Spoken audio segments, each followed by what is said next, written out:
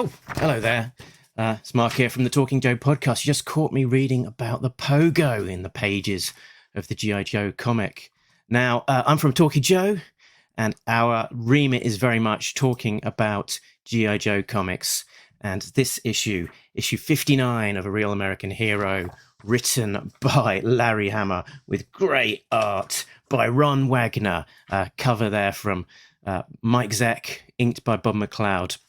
That's where we first get to see the Pogo vehicle in the pages of the comic. And what's also super cool about this issue is this was back in the days when the comics would be advertised every so often, and they would create extra additional animation to advertise the comic. But in reality, guess what? They're advertising the toy. So when the commercial went out for 59, there's some nice little footage advertising the toy as well, which is great. What will happen? Find out in Marvel Comics. In my Cobra Convergence video, I actually talk about that issue a little bit when we talk about the character of Raptor in our theme of Crazy Cobras. But we're not doing that now. We are talking about the Pogo, and it first appears in this story, Divergent Paths. You can see it there in the background of Fred's garage or his workshop. So Fred 7, soon to be Cobra Commander, is an inventor, and he's the creator of the Pogo. So it's lurking there. You can see its spindly leg poking out from underneath that tarp.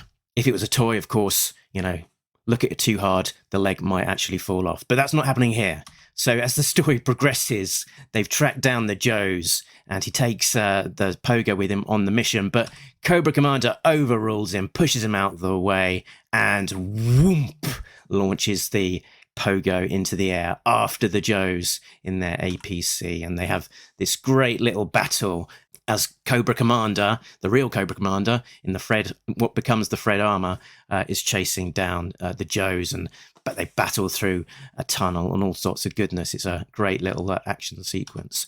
And that's that done for that issue. But later on, we see the Pogo again when Fred has bumped off the original Cobra Commander, left him for dead, and wants to pass himself off as the original Cobra Commander. He hitches a ride with Captain Min in his boat. And as they get to Cobra Island, they've not got permission to be there, so they are attacked. Rat-tat-tat-tat-tat.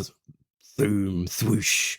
He launches from the boat as it explodes behind him and comes down to a landing on Cobra Island, where he is greeted but with an array of cobras in their hiss tanks and stingers and so on. Is confronted by Serpentor, with the reveal that he is Cobra Commander. Great issue there with art by Ron Wagner, but most significantly, Russ Heath, who had previously just penciled one issue early on in the run, returns to ink the story with some absolutely gorgeous inks, which makes this particular issue 64, that much more special.